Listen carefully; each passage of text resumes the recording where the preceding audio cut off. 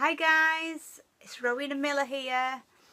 I present a show on Ipswich Community Radio called Vinyl Connection, which is a radio show that is all LPs, 45s, it's all vinyl, and the music that I play on this show is has a running theme, hence the connection part.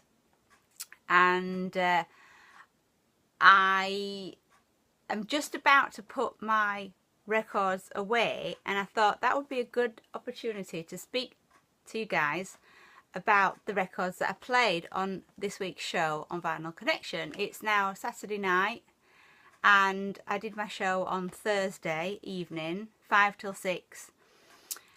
The show is now available on Mixcloud.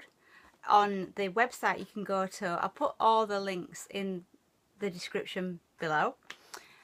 It's www.icrfm.com, and if you choose the Listen Again facility, you can listen to Vinyl Connection from this Thursday just gone, the 13th of July, and hear my show, what it's all about. And you can also listen to shows from previous weeks. They're all on there. If you look for Vinyl Connection, you can actually do a search for that, and you can see all the shows that I've ever done going back 3 years. So yeah, my show went really well, I think, this week. My mum worked with me on the theme. I kind of came up with it, like I said last time I did in my last vlog, that I kind of she came up with a theme, and no, I came up with a theme, and then I put it to my mum, and she then came back to me with some ideas, and it really worked because I'd actually thought of the theme as teenage, but my mum thought of some songs that were just teen, like in the title, like for instance, I'm trying to find her list. I'll see if I've got my mum's original list. She sent me this in the post. I think she was quite excited this week. This is not what my mum normally does. It's more often than not a phone call. But this week she sent me a list of these songs that she'd thought of that fitted the theme.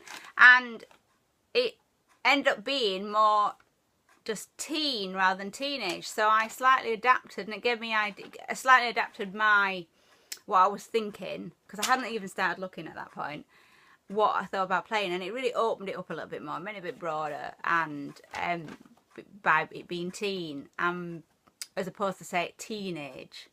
So my mum came up with stuff like Nana 19, which when I saw that at the beginning, that was like the first song, I thought, oh, that's so funny, because I have 3 copies of that single. It's a 12-inch, and it's a funny little story how I came to acquire these, because I have this is the one I played on my show this week, which is the Destruction mix of Paul Hardcastle's 19, and this, I think this one, well, the first one I bought was from a charity shop about 15 years ago, and that was the original 19, the original version, 12-inch like this. I probably have it.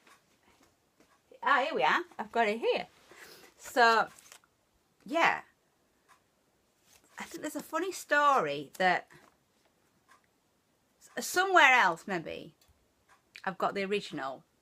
And then I went to an auction, and these other 2 were in it, or somebody gave me I went to an auction with a friend, and I think he picked some of these, but then eventually he gave me them back. So they've all kind of made their way back to me. There was 2. There's certainly been, I can see they've been like catalogued. Whoever was doing this auction, I think, had been a bit of a DJ, and he was selling, this is what my record crate here, it's like a crate full of LPs, and it was like a job lot, and I bidded on it, and I think, God, I don't even know, I think maybe £5 or £10, I can't remember, and there were some real gems in there, I must admit. Some were what many would consider junk, but not me. I think a lot of these LPs, these compilations and so on, like KTEL compilations, and excuse me, even some of the like Chart Blasters 81 and Chart Hits 82 and all that, I love them. And when I see LPs like that, they just make me smile, because some of the tunes on them are fantastic. And I know a lot of people probably think, you know, that's not, if you were, you know, like a true vinyl collector, then maybe you would dismiss, there wouldn't be any real value with stuff like that. But to me, they are brilliant. I get very excited when there's stuff in it like that. So this auction, there was all sorts of stuff like that in it. But there was some, what if I saw somewhere else, like a more of a sort of record fair, I would pay a bit more for. And there were some like that, and they were in this job lot. So that was great. And in there was these 3 versions of this. There weren't any duplicates. It was the Paul Hardcastle 19. This is the extended version, and then there is the final story, which I was looking up on like Wikipedia or something the other day, and it said these were the 3 remixes that were released. So I wonder if they'd be like in their sort of as a set worth something. Not that I would part with them, because I love them, and it's nice having them, having the 3. They sit nicely in my collection, and it's nice that they're all together, because I think at one time I only had 1 or 2 of these, and I'm sure I've got the original 12-inch, but I might not. I might imagine that I might have it on like a Now album or a Hits album. I might not have a physical original, like a 12-inch. I don't know. I'd have to look through my collection. So, but that's what I did play. That did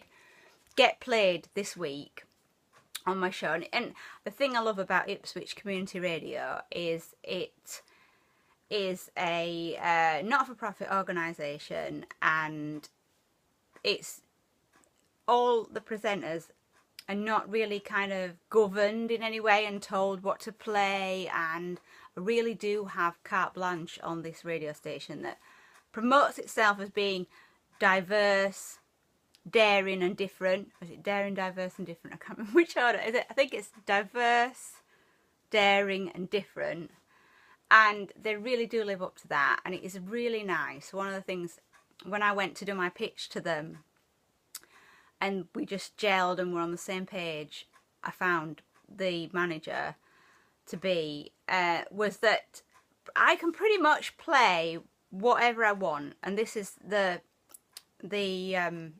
same goes for all presenters, you know, within reason. Nothing that's like violent, like the words are disrespectful or anything like that, or swearing, like explicit lyrics, all those kind of rules stands. But from a point of view of what I can play, it can be really stuff you don't hear on the radio, at most radio stations, and I love that. I love, because my music collection is not like all hits and chart. Just 1 second, just go press that. It's not, you know, just tunes that we all maybe know, but they're not necessarily songs you hear on the radio, on most radio stations, and I like that. And the other thing is, I can play like there's no time limits. Like I've done, you have to speak at the beginning and the end, or try and kind of mask the beginning and end, because of like copywriting. But it's not a radio station where, you know, it's all talking over the music, and I love the fact that I can play 12-inch versions, long, you know, versions of songs are welcomed, as long as maybe not every song is like that. But in my show, it's nice that I can play like 1 or 2 songs from beginning to end in all its glory, without having to be like pressured to speak or something, because a lot of DJs do this, and a lot of radio stations have to do this because of like copywriting and so on. But we stretch it a bit, and we're because of the nature of the radio station, it's not so critical that there's this like schedule and this is what you have to, nobody's telling me what I have to play, and that is brilliant. And you know, nobody's trying to pigeonhole me or anything like that. I basically, I've like I say, got a lot carte blanche on how I do my show. And obviously if I started doing something really strange, somebody would say something, but playing long versions of songs is fine, and playing off-the-wall music is brilliant, it's welcomed. And I think the thing about Ipswich Community Radio, it's not trying to be like arty or clever or so highbrow or some, I don't know, so different that it's kind of, it still plays, the music that I present play and other presenters is still stuff we all know, charty music and stuff, not trying to be like, whoa, avant-garde or anything like that. So I must crack on. Anyway, this list that my mum made me was brilliant. The songs, the kind of thing I was thinking of, and a lot of the songs she thought of did make it into the crate, and I had it on vinyl. And as soon as I started reading it, I thought I better have this on vinyl. Stuff like You're 16 by Johnny Burnett and 19th Nervous Breakdown by Rolling Stones. So my mum was really pleased that some of these songs made it on to my show, and a few didn't, if I didn't have them on vinyl, and then a few others that I'd got did as well. So the whole playlist was brilliant, and I'll just give you a really quick rundown of what I did play. I played Teen Canteen by Shawaddy Waddy, then I played 16 going on 17 from the Sound of Music soundtrack, 19th Nervous Breakdown by the Rolling Stones, and Teen Angel by Mark Dinning. Now I'll just pause it there while I'm going to grab a couple of records and talk about them. So what did I say? Teen Canteen, they might not be in the right order now, they've probably come back, but certainly this album, Roll Gold by the Rolling Stones, I played 19th Nervous Breakdown. Love that album. I bought that off eBay about 15 years ago. Fantastic album. My parents had a copy, a homemade tape, you know, taped off a LP like that. Probably a friend of theirs. Used to love that. Used to listen to that loads. I think they still have that somewhere.